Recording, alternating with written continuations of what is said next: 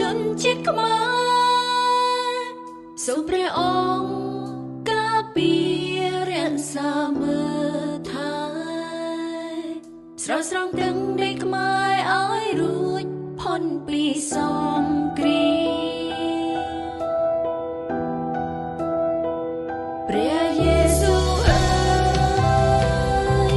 សូមទ្រង់ឆ្លើយដោយអំណាចព្រះចេស្តាសូមក្តីមេត្តាករុណាទ្រង់មានដល់ជនជាតិខ្មែរ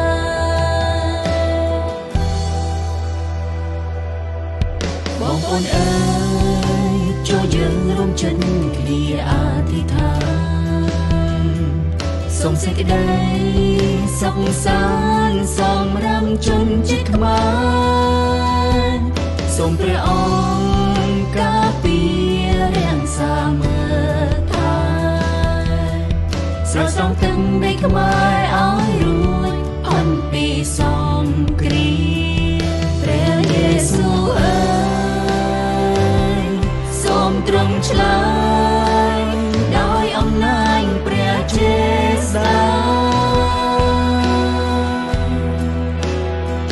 សូមក្តីមេត្តា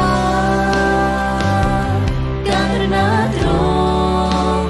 មានដល់ជនជាតិខ្មែរព្រះយេស៊ូវ